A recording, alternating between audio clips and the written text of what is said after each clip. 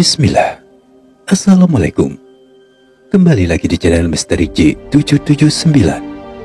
Di kesempatan kali ini, Misteri akan membawakan satu kisah yang berjudul Pesugihan Waluh Ireng, Sate Daging Mayat Manusia.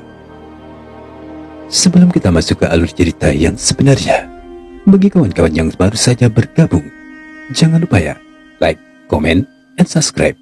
Aktifkan juga loncengnya agar tak ketinggalan begitu ada kisah-kisah terbaru. Okelah, nggak usah berlama-lama. Dan inilah kisah selengkapnya.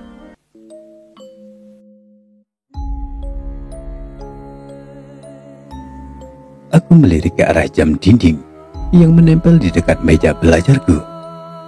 Jarum jam telah menunjukkan pukul 10 malam. Samar-samar masih terdengar suara anak-anak kos di sebelahku. Kriuk, kriuk. Terdengar nada sumbang dari perutku. Pertanda penghuni perutku ini minta jatah malam. Kok sudah lapar ya? Padahal tadi sore sudah makan nasi di warteg depan.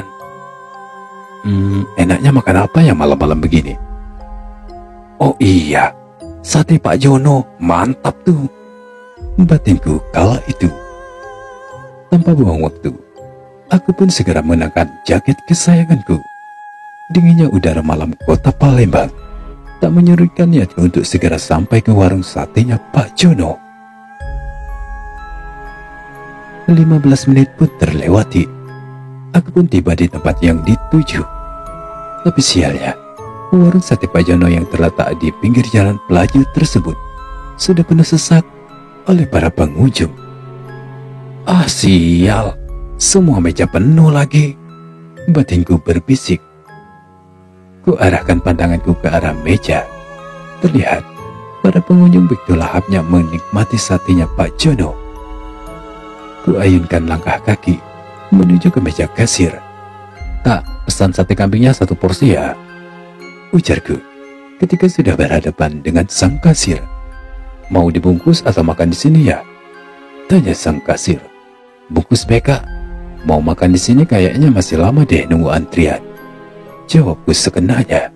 "Tunggu sebentar ya mas, maaf kalau agak sedikit lama, maklumlah, pengunjung lagi rame-ramenya kalau jam segini," jawab sang kasir.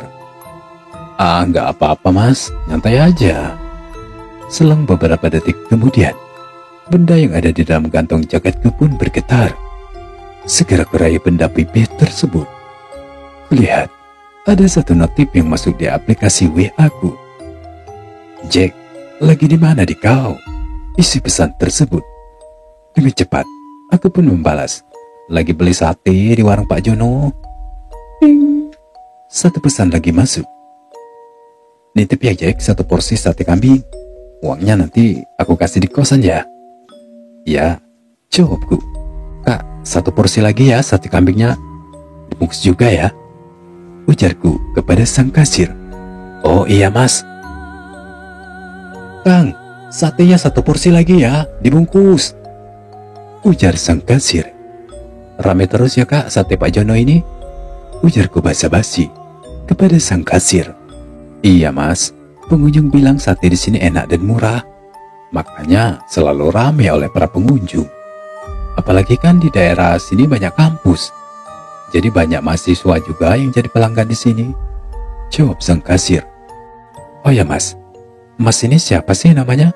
Siapa tahu nanti mau order lewat online," tanyaku di sela-sela waktu menunggu pesananku. "Oh, namaku Hadi mas. Kalau mau pesan online ini nomor HP-nya," ujar sang kasir yang mengaku bernama Hadi tersebut. 30 menit telah berlalu. Akhirnya pesananku pun selesai. Tanpa buang waktu, aku pun segera tancap gas menuju ke arah kosan. Aku yakin Ari sudah menunggu kedatanganku. Benar saja, begitu aku tiba di depan kosan, dengan wajah masamnya, Ari sudah mematung di depan pintu. "Hai Pilat ini, ngelunti kemana kau? Lana 1 jam aku nunggu di sini," ujar Ari seraya menurutkan kedua alisnya. "Wow, mulutnya. Kau kira aku nih lanang panggilan apa? Nggak tahu sate Pak Jono itu selalu rame," Jawabku yang tak kalah sengit. Bayu kita makan di kosanku bae, ujar Ari yang sudah mulai melunak. Lancip ujungnya, pasti nanti agak nak minta punya aku, ujarku seraya menggoda Ari. Dengan lata gontainya, Ari tersenyum mendengar ucapanku. Didorong oleh rasa lapar yang mendera, aku pun ya ikut-ikut saja akan ucapan Ari. Setibanya di dalam kosan, dengan sigap Ari membuka kedua bungkus sate yang telah aku letakkan di lantai ubin. Enak ya satenya Pak Jono, ujar Ari seraya mengunyah daging sate tersebut. Belum sempat aku menjawab ucapan Ari, mataku tertuju kepada satu batang tusuk sate yang menurutku bentuknya cukup aneh dan unik. Daging sate ini kok mirip sekali ya dengan burung laki-laki, bisik hatiku. Untuk meyakinkan penglihatanku, ku ambil tusuk sate tersebut. Ku pencet-pencet. Kok kenyal ya? Bentuknya juga mirip jamur belum mekar, bisik hatiku sekali lagi. Ada apa, Jack? Makanan kok dipencet-pencet? Ndak galak yo. Sini, aku bayang makannya, ujar Ari yang merasa sedikit heran melihat tingkah lakuku. Ari, coba kau tengok daging sate ini. Ngapu bentuknya cak mirip dengan burung punya kau yo, ujarku seraya memperlihatkan sate yang ada di tanganku. Mano, coba aku jengok, jawab Ari. Beberapa saat kemudian, Ari pun tertawa melihat bentuk sate yang unik tersebut. Lebih tepatnya, mirip sekali dengan alat vital pria. Jack, aku makan ya sate ini. Caknya lemak dagingnya, sedikit alot, ujar Ari. Ais, jangan dimakan dulu. Coba kau perhatikan lebih teliti lagi. Masa iya, sosis dibentuk mirip jamur? Kan kurang kerjaan banget kang satenya, jawabku. Ari terdiam sejenak, seraya mengamati sate yang ada di tangannya. Iya ya, kalau dilihat-lihat emang bentuknya agak unik, panjang. Dan ada payungnya lagi, ujar Ari. Aku pun tertawa ketika mendengar ucapan Ari. Jia ada payungnya, kau kira ini jamur? Jawabku seraya menahan tawa. Beberapa saat kemudian, secara tiba-tiba Rian sudah berada di ambang pintu. Hei Yan, sini dulu Yan. Coba kau tengok bentuk sate ini, lucu ya? Atau jangan-jangan ini punya kau lagi, ujar Ari yang masih tertawa geli. Rian segera masuk ke dalam ruangan yang tak begitu besar tersebut. Ari segera memperlihatkan sate yang ada di tangannya kepada Rian. Rian pun mengamati bentuk sate tersebut. Beberapa saat kemudian, ini sosis yang dibentuk jamur ya? Tanya Rian. Emangnya ada ya yang menjual sosis yang berbentuk jamur? Ujarku menanggapi pertanyaan Rian. Kurasa nggak ada deh yang jual sosis begituan, jawab Ari. Ayo Yan, dimakan dulu satenya. Rian tak menjawab pertanyaanku. Akan tetapi, ia berusaha mengeluarkan sesuatu dari dalam mulutnya.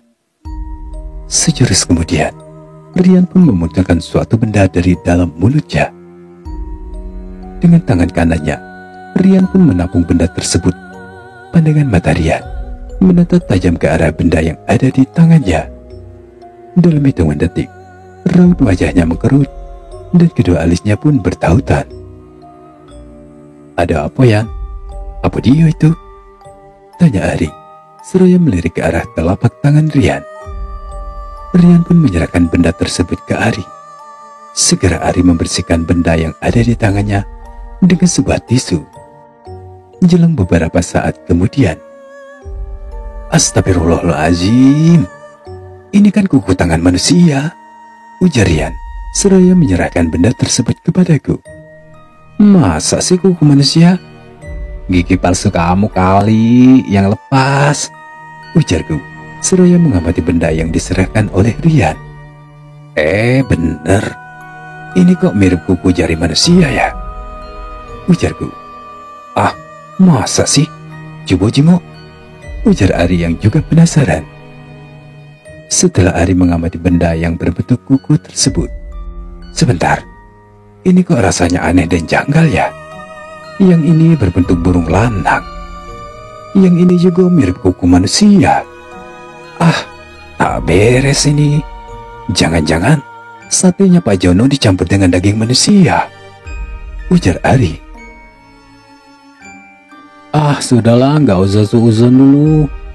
Siapa tahu ini ulah dari karyawannya yang jahil yang mau ngeprank pelanggannya. Masa iya burung manusia dijadikan sate? Ini juga, siapa tahu kuku palsu si karyawan itu yang tanpa sengaja masuk ke sini, ujar Rian.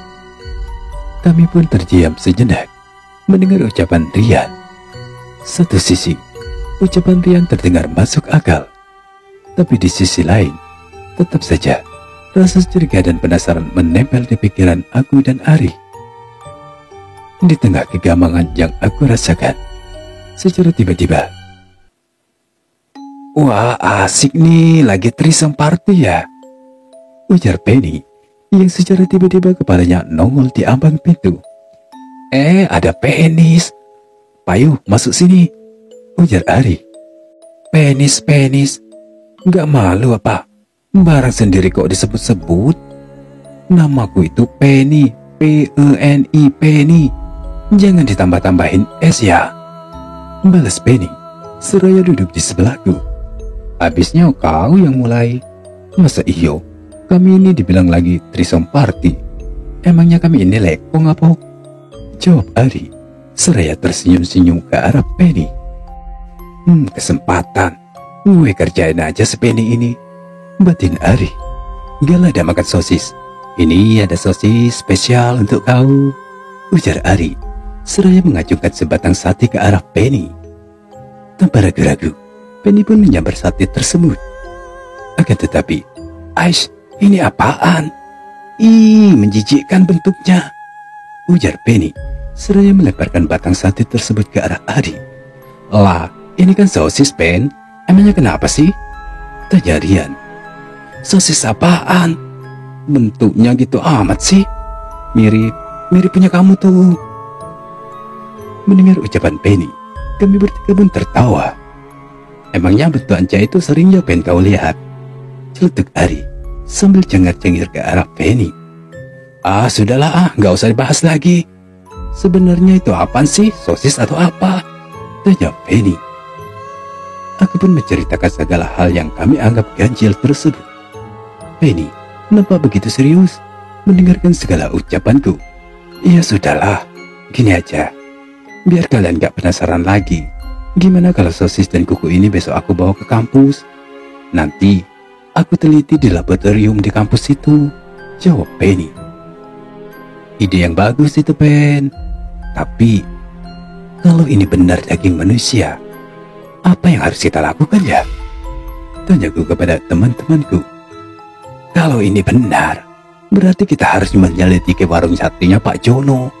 Misteri ini harus kita ungkap ke publik, jawab Penny. Kami saling tatap mendengar ucapan Penny dan setuju dengan segala ide-idenya. Ya sudah, Pen, sosis dan kuku ini kau bawalah ke kosanmu. Tapi ingat, jangan kau taruh di dapur. Ntar dimakan kucing. Kalau dimakan kucing kan gawat. Ujar Ari. Ya Ari, pikirannya sudah jauh. Punya kau tuh no. Ntar buruk tergantung Pak Un ini, jawab Penny yang selalu tak pernah akur bila berjumpa dengan Ari. Waktu terus berjalan. Tak terasa sore pun tiba. Kuarahkan pandangan mataku ke sudut kosan yang paling ujung. Terlihat Ari tengah duduk santai sembari menghisap sebatang rokok di tangannya. Dengan langkah yang santai, aku pun segera menghampiri Ari. Ari, sudah ada kabarkah dari Penny? Tanya Gus. Belum, Jack. Mungkin lagi sibuk dionyo. Maklumlah, yang namanya cewek kan lelet. Ada bae gawinyo, jawab Ari. Tumben cewek tomboy itu agak lelet. Biasanya gesit dia kesana kemari, jawabku sekenanya. Kuarahkan pandangan mataku ke satu titik di sebuah bangunan di seberang jalan. Sekilas, anak mataku melihat sosok Penny yang baru saja keluar dari dalam kosannya. Nah, Itu Penny, ujarku, seraya menunjuk ke arah kosannya yang terletak di seberang jalan. Ari pun mengembangkan senyumannya manakala ia melihat sosok Penny. Ari bangkit dari tempat duduknya seraya berdiri di atas kursi. "Woi Penny, ayo sini cepet," ujar Ari sembari melambaikan tangannya. Melihat Penny yang cuek saja, Ari pun berjoget-joget ala TikTok. Ia goyang-goyangkan pantatnya ke depan dan ke belakang. Sumpah, aku jijik banget melihat tingkah laku Ari yang vulgar dan alay begitu. Beberapa saat kemudian, pandangan mataku kualihkan ke arah seberang jalan. Sosok Penny terlihat melangkah ke arah kami berdua. Setibanya Penny di hadapan kami berdua. "Ngapa Jack kawan-kawan itu? Habis obat Jo? Joget-joget caung gilo," ujar Penny. "Dia tak nyangka aku kalau Penny perhatian banget sama aku," jawab Ari. "Ais, perhatian pala kau," jawab Penny seraya memanyunkan bibirnya yang tipis. Sudah, ribut baik." "Oh ya Pen, gimana hasil labnya?" tanyaku mengalihkan pertikaian mereka berdua.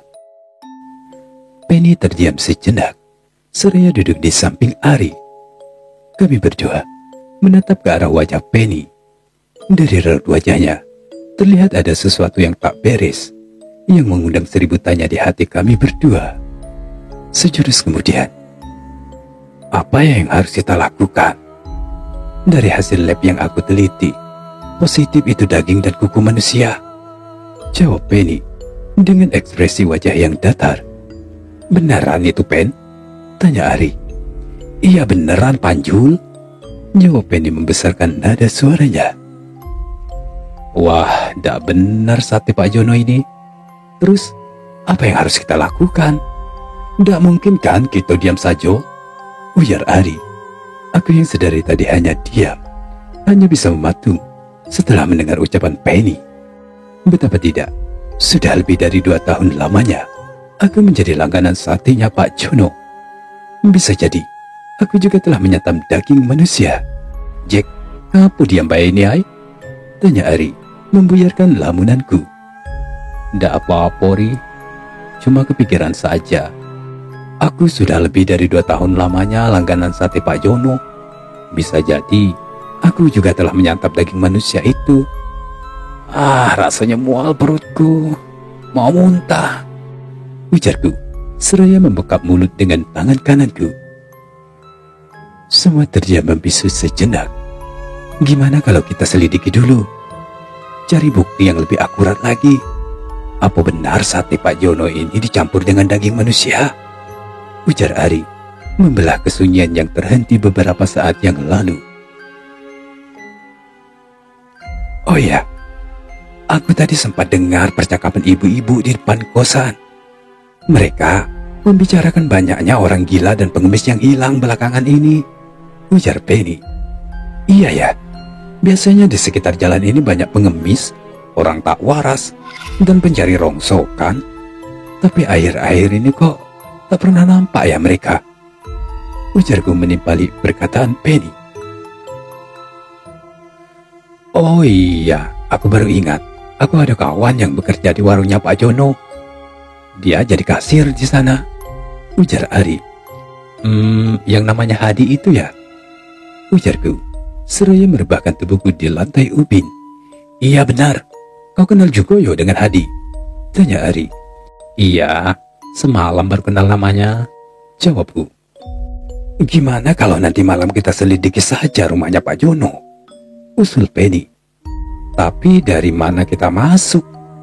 Kalau dari depan kan gak mungkin harus melewati warungnya," jawabku. "Sudah, kita lewat dari belakang saja," ujar Ari. "Tapi Ri, di belakang rumahnya itu kan ada pagar yang cukup tinggi. Terus ada kolam ikan lilinya lagi." Itu mah gampang. Kita cari akal saja, oke?" jawab Ari seraya tersenyum ke arah Penny. Bocah ini paling cuma ingin cari perhatian Penny saja, biar dibilang jagoan gitu," bisik hatiku ketika melihat ekspresi tatapan Ari ke Penny. Ari, Nggak usah senyum-senyum begitu kepadaku. Males aku lihat senyuman cabulmu itu, celetuk Penny kepada Ari. Iya elah Pen, senyum manis begini kok dibilang cabul. Tega banget sih kamu kepada kakandamu ini, ujar Ari. Jia kakanda, kancut, tahu dak kancut, ujar Penny. Ari terdiam sejenak, seraya menautkan kedua alisnya. Jack, apa sih arti kancut? Tanya Ari kepadaku. Aku pun tertawa melihat ekspresi Ari yang menyebalkan itu. Kancut itu Ri artinya celana dalam bekas, ngerti nggak lo? Jawabku seraya menahan tawa. Wah Pen, masa iya wajahku yang setampan Arjuna ini disamakan dengan celana dalam bekas? Ujar Ari yang masih terlihat cengar-cengir. Habisnya, kalau diajak ngomong kamu nggak pernah nyambung sih, jawab Penny. Penny, aku ini kan dari dulu serius kalau dengan kamu, jawab Ari. Tuh kan, nggak nyambung, ujar Penny seraya menendang kaki Ari. Sudahlah, kalian berdua ini memang akor, cocok, mirip dengan Beauty and the Beast. Benar Jack, benar, aku beauty-nya, and Ari monster jeleknya. Syukurlah, kan intinya kita berdua bisa bersatu, seperti di film Beauty and the Beast, ujar Ari. Ash, kamu berdua ini, sudah, gini aja. Gimana kalau nanti malam kita ke kosannya Rian? Kita susun rencananya di sana saja, oke? Ujarku. Lancang kuning yang temaram menghiasi kota Palembang. Riak air sungai Musi memainkan perahu-perahu kecil yang tertambat di dermaga. Bertanda siang akan berganti dengan malam. Aku dan Penny melangkah menuju ke arah kosan kami masing-masing. Kutatap jarum jam yang melingkar di pergelangan tanganku yang telah menunjukkan pukul 8 malam. Samar-samar kudengar suara Penny dan Ari sudah berada di depan kosanku. Tak mau membuang waktu, aku pun segera menemui mereka berdua. Suasana malam yang rintik-rintik tak menyurutkan niat kami bertiga menuju ke arah kosannya Rian. Setibanya di depan kosannya Rian, "Assalamualaikum," ujar Ari. "Waalaikumsalam." "Ais, kalian bertiga, ayo masuk. Tumben bertiga main ke sini. Ada yang ulang tahun ya? Atau kita mau tea pipe?" "Tea pipe? Apaan tuh artinya, Ri?" "Jia blow on ini, tea pipe aja nggak tahu," ujarku. "Jack, emangnya kau tahu artinya tea pipe?" tanya Ari. "Tidak tahu," jawabku sikat. "Jia bebek kampus ini, ngatain gue blow on lagi. Kau beda tahu artinya," jawab Ari. Sudah, nggak usah dibahas lagi. Ayo masuk, ujar Rian. Setelah sekian menit berlalu, aku pun menceritakan hasil lab yang diteliti oleh Penny, serta menyusun rencana untuk menyelidiki rumahnya Pak Jono. "Apa nggak sebaiknya kita lapor ke Pak RT saja? Terlalu berbahaya kalau kita menerobos masuk rumahnya Pak Jono," ujar Rian. "Rian, bukti yang kita miliki terlalu minim. Pak RT juga nggak bakalan percaya begitu saja dengan ucapan kita. Malah ntar kita dituduh memfitnah Pak Jono," ujar Penny. "Betul kata Penny, Yan. Kita perlu bukti yang lebih kuat," ujarku, menguatkan pendapat Penny. Sebuah rencana sudah kami susun dengan rapi agar aksi kami nanti tak diketahui oleh para penghuni rumahnya Pak Jono. Tak terasa jarum jam telah menunjukkan pukul 10 malam. Kami berempat segera bergegas menuju ke arah rumah Pak Jono. Sengaja kami memilih berjalan kaki menuju ke sana. Jalan pintas yang kami ambil melewati rawa-rawa. Dari jalan ini, selain lebih aman, jaraknya juga tak begitu jauh. Akan tetapi, rasa was-was tentu kami rasakan.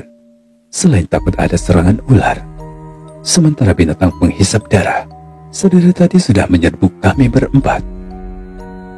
Setibanya kami di belakang rumah Pak Jono, cak mano kita nak masuk. Pagar seng begini lagi, kalaupun lewat atas bisa koyak terkena seng yang tajam ini, ujar Ari. Beberapa saat kemudian, Penny mengeluarkan sesuatu dari dalam tas kecilnya. "Ini, aku bawa gunting seng. Dengan alat ini, sangat mudah merobek pagar seng begini," ujar Penny, seraya menyerahkan benda tersebut kepada Ari. Pinter banget kamu sayang," ujar Ari. "Iya Ari, sayang, pala lu peang," jawab Penny seraya mencubit pinggang Ari. "Aduh sayang, sakit. Sayang, jangan di situ cubitnya. Cubit bagian bawah saja ya," ujar Ari. "Sudah Pen, gak usah kau ladeni dulu Ari," ujarku seraya menengahi mereka berdua.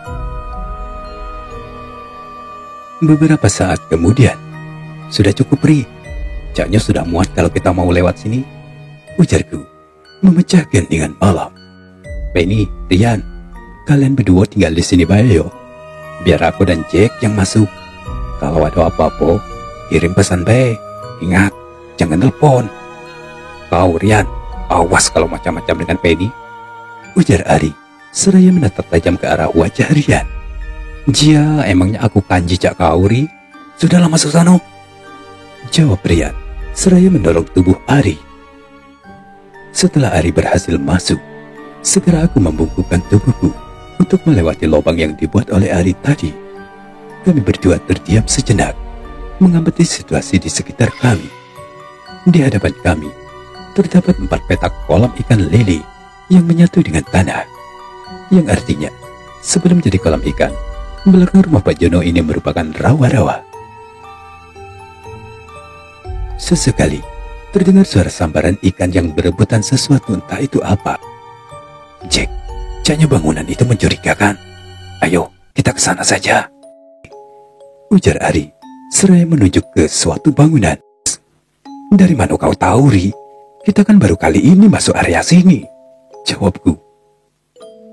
"Tuh lihat, ada orang yang keluar dari ruangan itu. Sepertinya dia membawa sate-sate yang akan dijual," jawab Ari seraya menajamkan penglihatannya.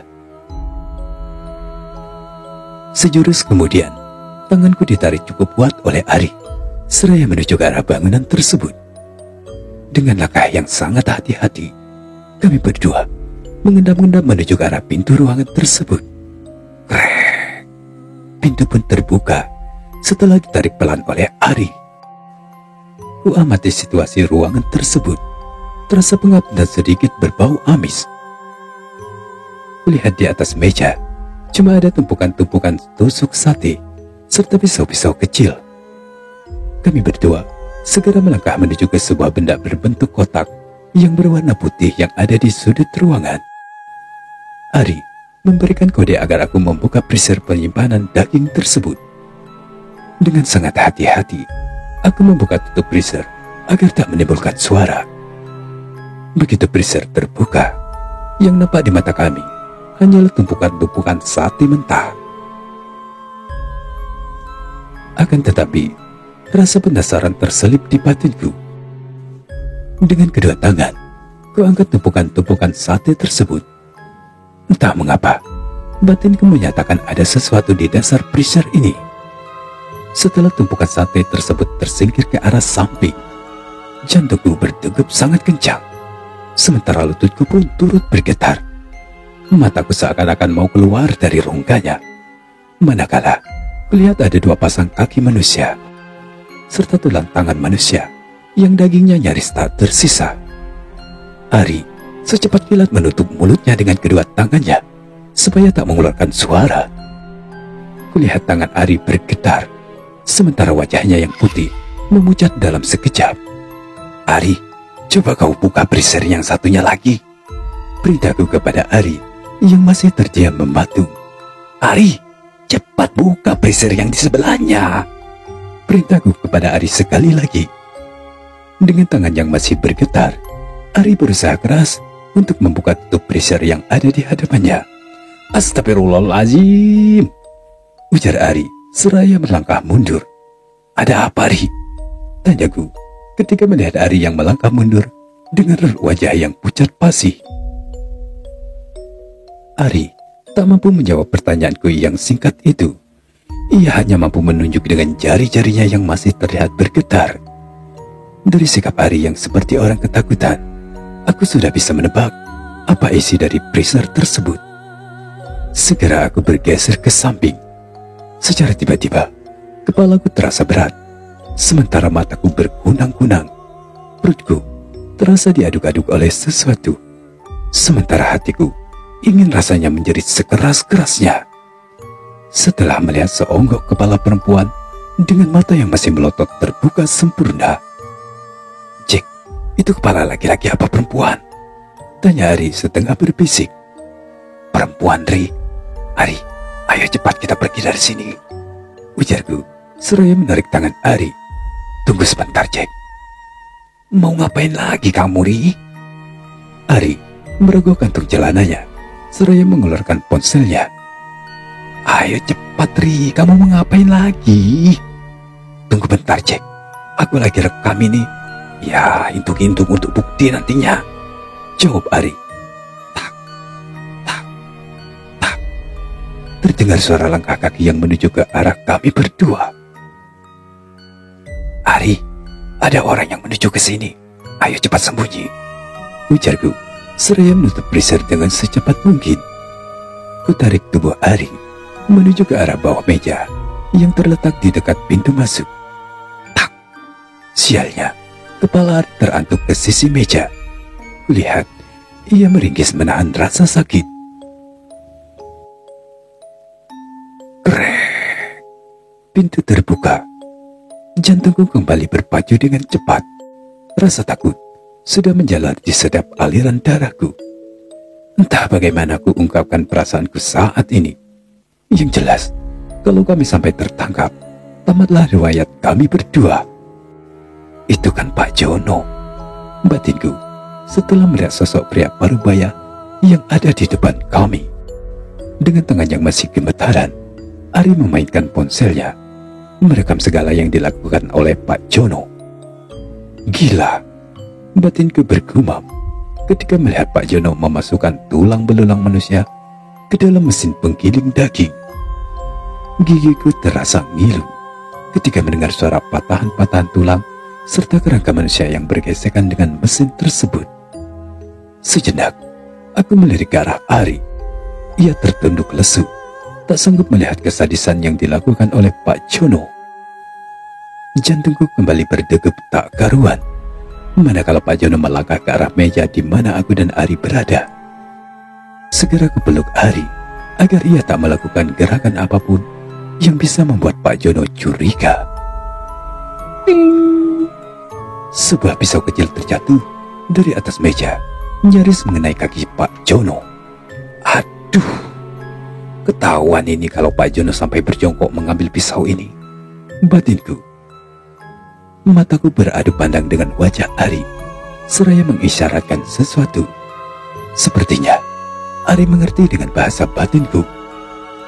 Kaki yang ada di hadapan kami berdua melangkah ke arah mesin penggiling daging. Yang nampak di mataku, Pak Jono sedang memindahkan tulang-tulang yang ia giling tadi ke dalam wadah yang cukup besar ukurannya. Beberapa saat kemudian, langkah kecil Pak Jono menuju ke arah freezer.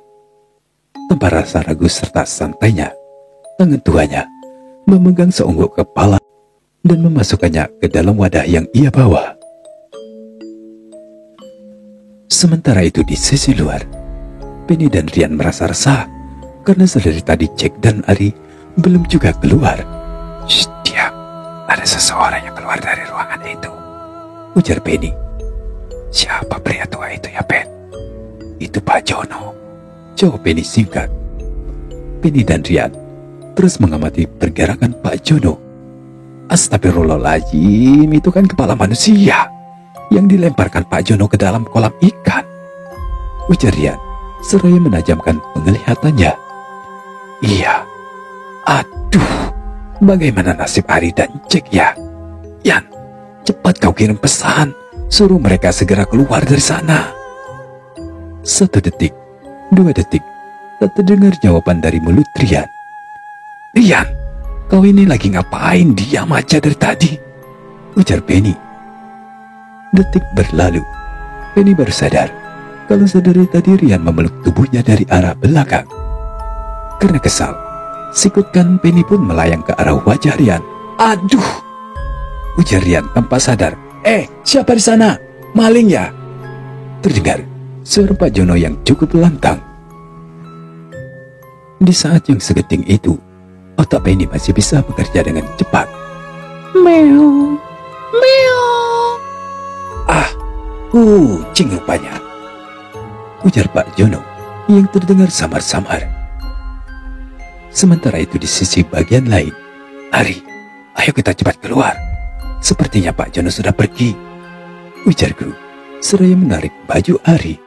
Dengan posisi merangkak, aku segera keluar dari kolong meja, diikuti oleh Ari. "Ayo cepat, Ri, kita keluar dari sini." Dengan langkah yang terburu-buru, aku setengah berlari keluar dari ruangan yang pengap itu, diikuti oleh Ari. Namun, baru 20 langkah kaki kami berjalan, buk, buk, buk. Terdengar dari arah belakang, suara benda tumpul yang menghantam kepala Ari. "Aduh, sakit!" teriak Ari. Spontan aku menoleh dan menangkap tubuh Ari agar tidak terjatuh ke tanah. Kurasakan ada cairan hangat yang mengalir dari kepalanya yang mengenai tubuhku. Secara tiba-tiba, 2 pukulan bertubi-tubi mendarat di kepalaku. Dalam sekejap, pandangan mataku menghitam dan tak ingat apa-apa lagi. Rian menarik serta menahan tubuh Penny ketika ia berniat akan menolong kami berdua. "Jangan, Pen, bahaya. Kau lihat 2 lelaki itu. Mereka membawa senjata tajam," ujar Rian. "Tapi Yan, masa kita hanya diam saja? Kau tengok 2 orang brengsek itu menendang-nendang tubuh Ari dan Jack. Sebaiknya kita minta bantuan Pak RT saja, Pen. Ini bukan lagi wewenang kita, tapi kita juga harus lapor ke aparat. Tunggu dulu, Yan. Kita pastikan dulu kemana kedua orang itu membawa Ari dan Jack," ujar Penny menahan Rian. "Johnny, Awan, ayo cepat bawa kedua maling ini ke gudang. Kurung mereka di sana. Kebetulan sekali stok daging kita sudah menipis. Nggak susah-susah lagi kita mencari korban," ujar Pak Jono. Dengan kasarnya, Pak Jono membalikan tubuh Ari yang sudah terdiam sedari tadi. "Johnny, yang bertubuh gemuk ini kau sembelih malam ini juga ya, agar besok kita ada stok daging," ujar Pak Jono. "Siap, Pak.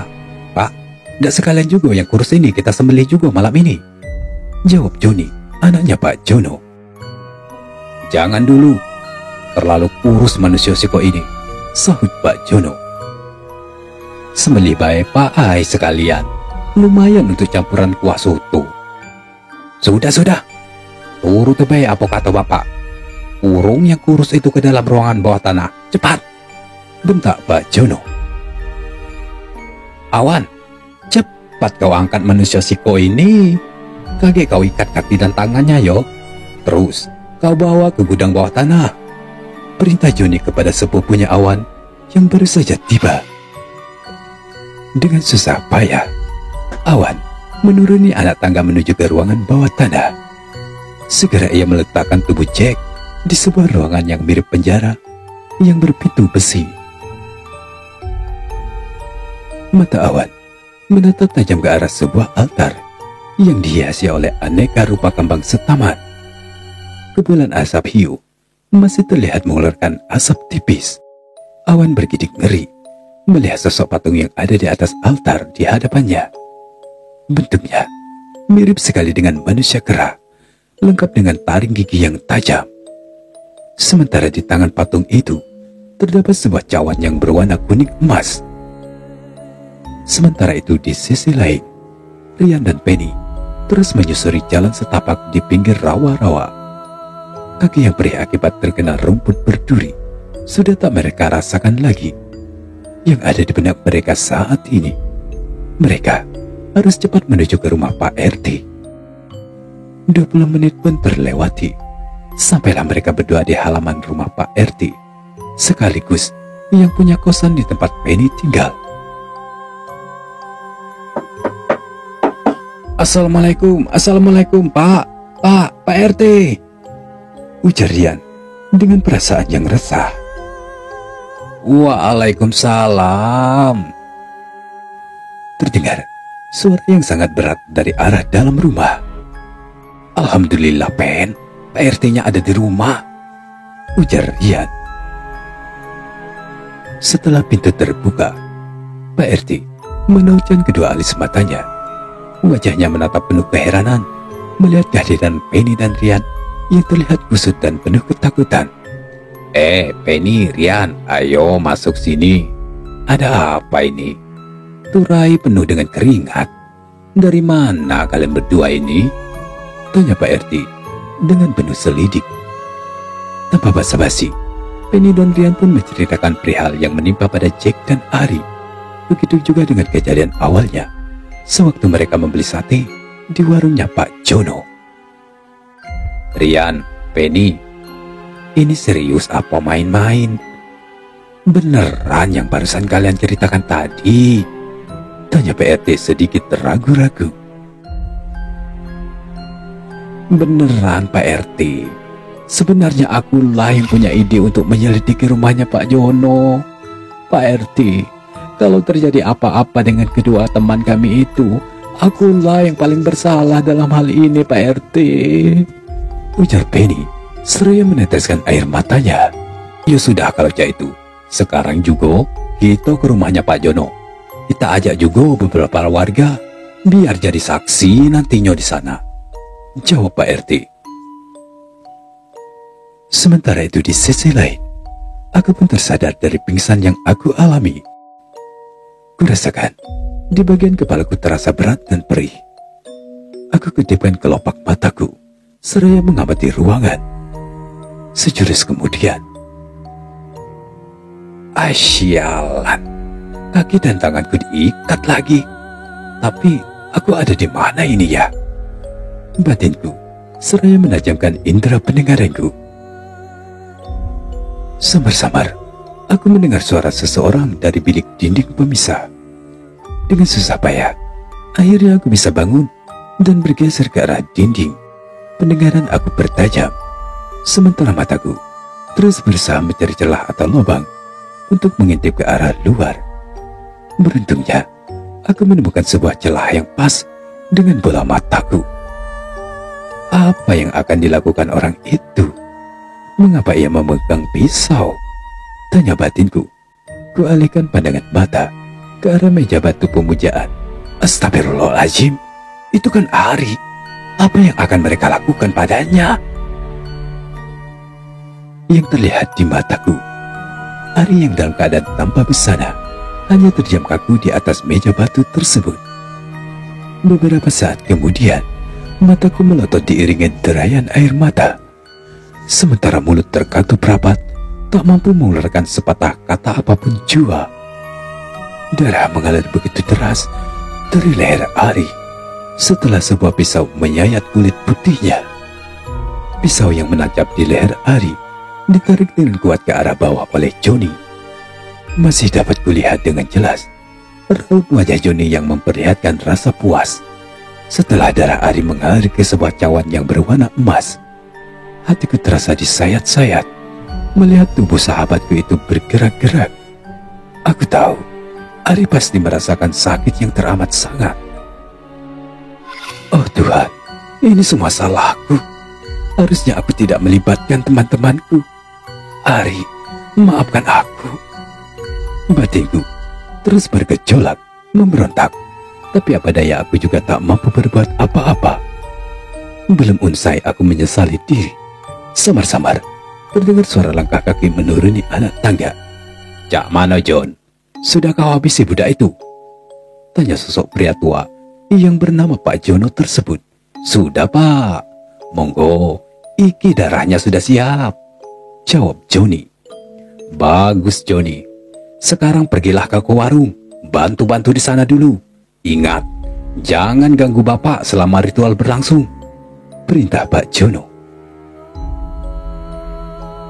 Joni segera berlalu menaiki anak tangga yang terbuat dari papan tersebut. Beberapa saat kemudian, Pak Jono segera meraih cawan yang berisi darah segar yang ada di samping mayat Ari dan meletakkannya tepat di depan patung yang berwarna hitam. Pak Jono segera duduk bersila, seraya mulutnya komat kamit membaca suatu mantra. Tak lupa, sesekali ia menaburkan kemenyan di atas bara api. Ruangan yang semula sudah pengap semakin menyesakkan dada ketika asap kemenyan menyebar ke segala penjuru ruangan. Selang 10 menit kemudian, aku pun mengedip-edipkan mataku ketika kurasakan ada debu yang masuk di kelopak mata yang diakibatkan oleh hembusan angin yang cukup kuat. Bulu remaku bergidik, rasa takut mulai menjalar di setiap sendiku ketika kulihat asap yang cukup tebal mengelilingi patung tersebut. Sejurus kemudian, patung yang ada di hadapan Pak Jono perlahan-lahan merubah wujudnya menjadi sosok makhluk yang sangat menyeramkan. Dengan bentuk tubuh yang kurus tinggi, kulitnya yang berwarna hitam kehijauan, sementara wajahnya berbentuk kera dengan gigi-gigi yang tajam. Matanya yang putih semua menatap tajam ke arah Pak Jono. Tangannya yang hanya tulang berbalut kulit segera berih cawan yang ada di hadapannya. Mulutnya yang selalu meneteskan air liur yang berbau busuk tersebut segera meminum darah segar yang ada di dalam cawan. Beberapa saat kemudian, sosok tersebut bergumam seraya memandang cawan yang ada di tangannya. Kurang ajar. Ini yang kedua kalinya engkau menipuku, wahai manusia laknat. Tumbal yang engkau persembahkan ini sudah tidak berjaga lagi. Maafkan saya, Mbah. Malam ini juga aku akan berikan tumbal yang baru yang masih berjaga tulen, Mbah, jawab Pak Jono. Dek, jantungku berdetak ketika mendengar ucapan Pak Jono. Pasti tumbal yang dimaksud Pak Jono itu diriku. Batinku menerka. Tidak bisa, Jono. Cukup sampai di sini perjanjian kita. Sekarang kau harus ikut ke alamku dan menjadi budakku selama-lamanya.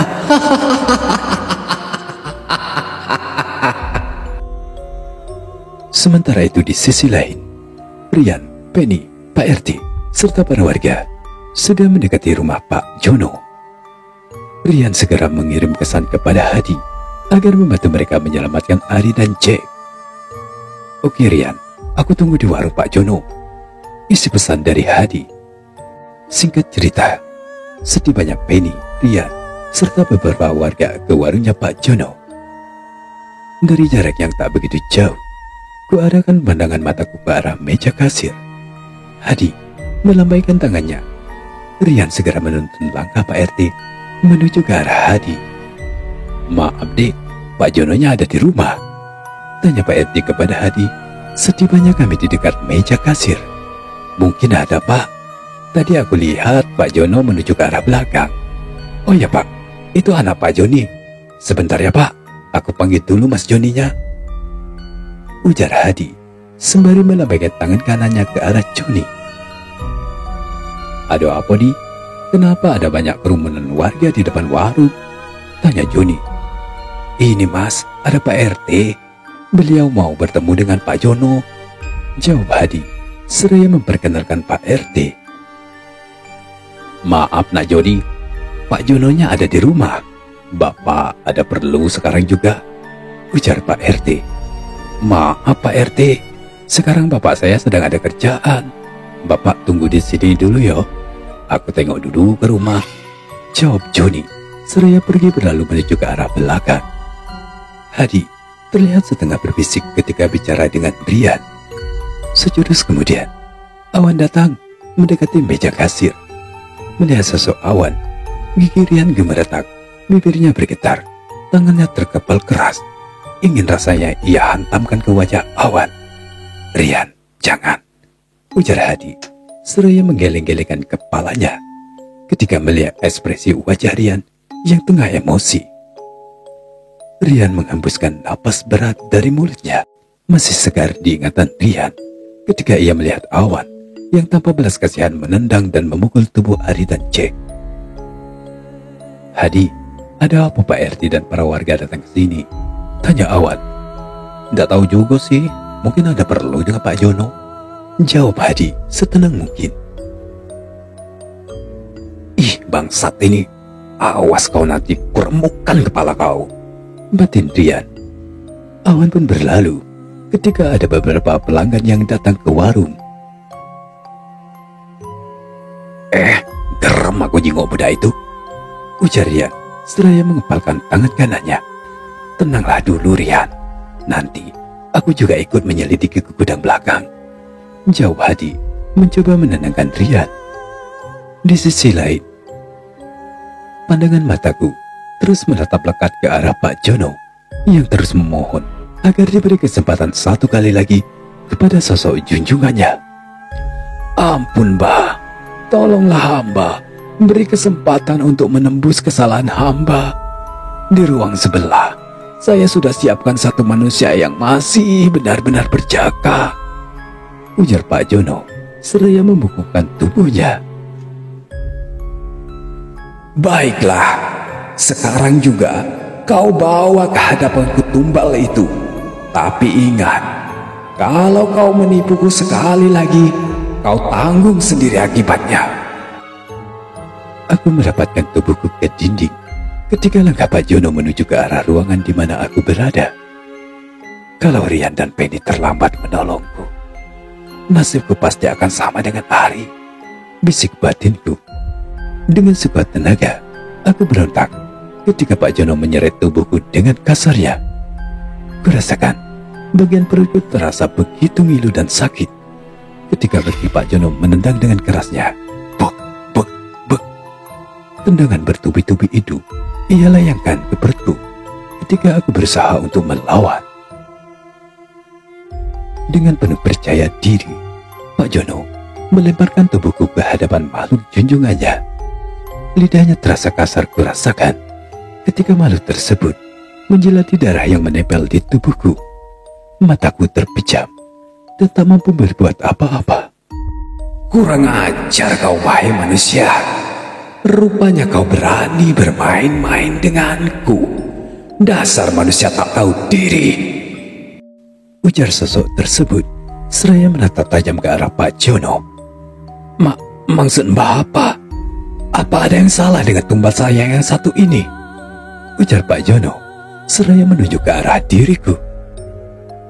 Manusia yang akan kau tumbalkan ini sudah tidak berjaga lagi. Sekarang tak ada kata ampun lagi untukmu. Kau harus mati. Sialan, mengapa pemuda dan bujang-bujang zaman sekarang pada nggak beres begini? Batin Pak Jono dengan wajah yang gelisah. Sialan makhluk ini. Orang masih berjaga begini dibilang nggak berjaga. Tapi apa yang salah ya? Bisik hatiku seraya berpikir keras. Beberapa saat kemudian aku menerka, mungkin saja darah yang dijilati oleh makhluk itu darah Ari yang menempel di tubuhku sewaktu aku berusaha akan menolongnya. Dalam diam, aku hanya larut dengan pikiranku yang tak menentu akan nasib yang akan aku alami. Sesekali, aku melirik ke arah Pak Jono. Dengan tubuh yang bergetar, Pak Jono bersimpuh di hadapan makhluk yang berbau amis yang ada di hadapannya. Mata makhluk junjungan Pak Jono memancarkan warna merah, sementara tangannya yang berkuku panjang runcing bak pisau itu sudah siap merobek-robek tubuh Pak Jono. Mataku terpejam ketika makhluk siluman itu menggigit leher Pak Jono. Jeritan Pak Jono memecah kesunyian malam. Kubuka perlahan mataku untuk memastikan keadaan Pak Jono. Tubuh tuanya bergerak-gerak, meronta-ronta layaknya ayam yang disembelih. Bisa kubayangkan rasa sakit yang Pak Jono rasakan di saat menjelang ajalnya. Beberapa saat kemudian, brak, tubuh tua Pak Jono ambruk ke lantai dengan kondisi tubuh yang membiru akibat kehabisan darah. Belum hilang rasa takutku, secara tiba-tiba, entah dari mana datangnya, ada puluhan sosok makhluk cebol yang mirip dengan kera. dengan kepala yang hanya ditumbuhi beberapa helai rambut saja. Kalau dilihat, sosok itu mirip sekali dengan bangsa Gollum di film Lord of the Rings. Makhluk-makhluk itu berebutan mengerubungi tubuh Pak Jono. Tak sampai 10 kedipan mata, tubuh Pak Jono hanya menyisakan tulang belulang saja. Dalam sekejap mata, puluhan sosok-sosok aneh tadi menghilang begitu saja dari pandangan mataku. Aku beringsut mundur, menggerakkan anggota tubuhku ketika sosok kurus tinggi itu melangkah ke arahku. Sementara mulutku tak henti-henti membaca ayat-ayat suci yang aku hafal. Akan tetapi, tetap saja tak bisa menghentikan langkah makhluk siluman tersebut. Mulutnya menyeringai. Di sela-sela giginya masih menempel cairan darah segar Pak Jono. Di tengah rasa putus asa yang aku rasakan, samar-samar aku mendengar suara langkah kaki yang menuruni anak tangga secara terburu-buru.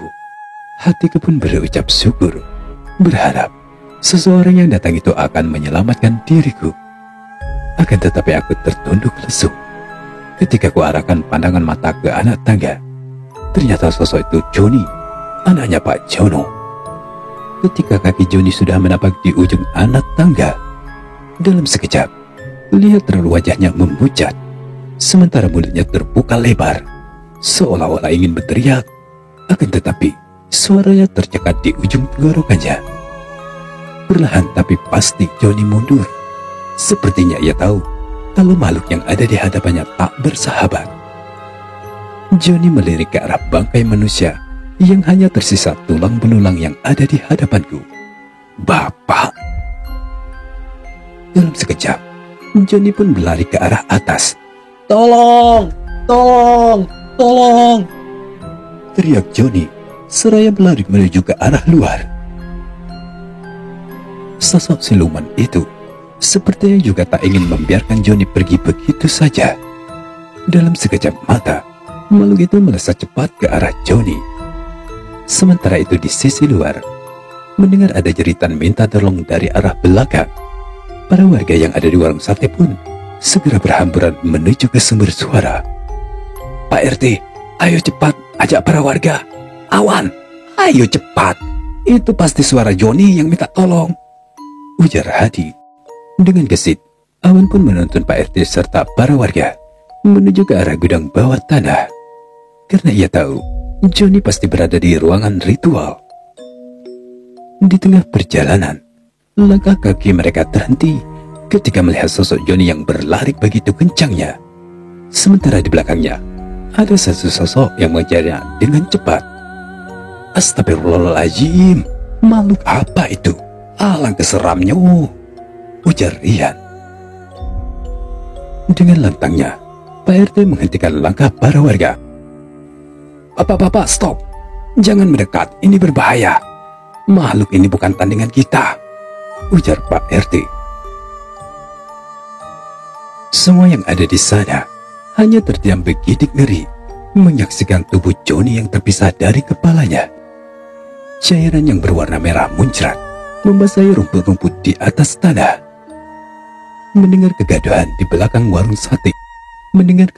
di belakang warung sate, para pelanggan yang sedari tadi duduk santai berlarian menuju ke arah keributan. Astagfirullahaladzim, itu jin apa siluman? Teriak para pelanggan satenya Pak Jono setibanya mereka di kerumunan warga. Namun, dalam hitungan detik, sosok siluman tersebut menghilang dari pandangan mata. Para warga segera mendekati tubuh Johnny yang sudah terkabar di atas tanah dengan bersimbah darah segar dengan kepala yang sudah terpenggal. Ayo cepat, kita harus selamatkan Jack dan Ari, ujar Rian memecah keriuhan warga. Bapak-bapak, tolong hubungi polisi sekarang juga ya, perintah Pak RT seraya melangkah mengikuti Rian. Awan, ayo cepat, tunjukkan di mana kalian menyekap kedua teman Rian, ujar Hadi seraya menarik paksa tangan Awan. Dengan wajah penuh rasa takut, Awan pun tak bisa menolak perintah Hadi. Langkah kaki kami bercepat mengikuti langkah arah Awan. Awan segera mengacukan jarinya ke arah sebuah pintu. Dengan cepat Hadi dan Rian menuju ke arah pintu yang ditunjuk oleh Awan. Awan, cepat kau buka pintu ini, perintah Rian. Dagalah aku takut. Kalian sajalah yang masuk, pintunya ndak dikunci kok. Dorong saja, jawab Awan.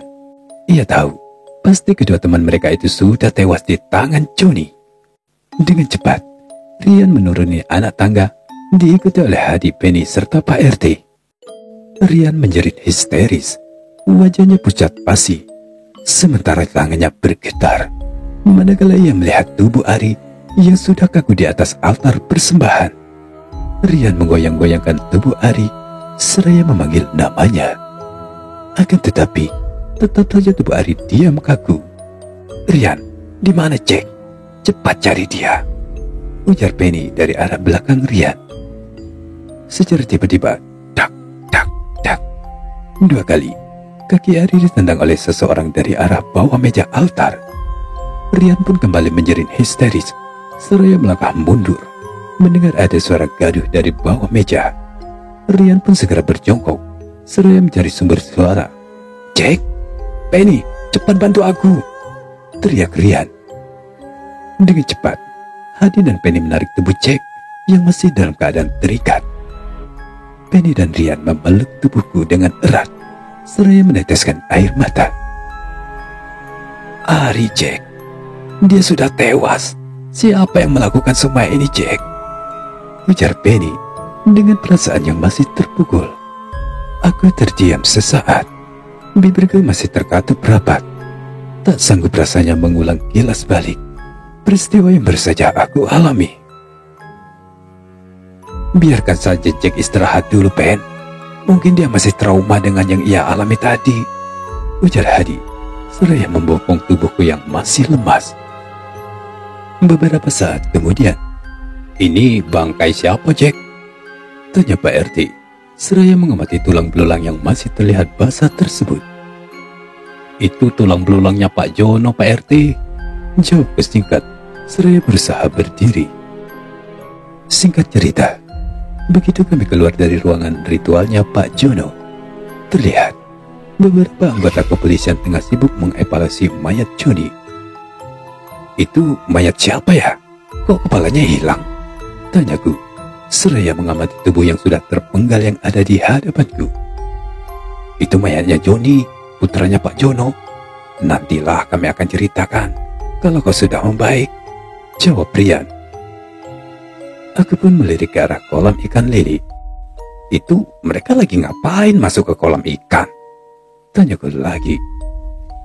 "Mereka sedang mencari barang bukti, Jack," jawab Penny. Aku pun menautkan kedua alis mataku. "Cari bibi kok di dalam kolam," batinku berucap. Beberapa menit kemudian, orang yang ada di dalam kolam itu pun berteriak seraya membawa beberapa tengkorak kepala manusia. 2 minggu setelah peristiwa malam itu, terdengar kabar istrinya Pak Jono tewas di rumahnya dengan kondisi tubuh yang seperti kurus kering tanpa sebab. Mulutnya menganga, sementara matanya melotot, mengisyaratkan rasa sakit yang luar biasa. Sementara di bagian lehernya terdapat 2 lubang kecil. Awan akhirnya divonis 10 tahun penjara oleh hakim atas perbuatannya turut melenyapkan puluhan nyawa manusia. Di dalam penjara, ia kerap kali mendapatkan teror dari sosok pocong yang selalu mendatanginya hampir setiap malam. Para napi yang satu sel dengan Awan merasa sangat terganggu karena ulah Awan yang setiap malam menjerit-jerit minta tolong.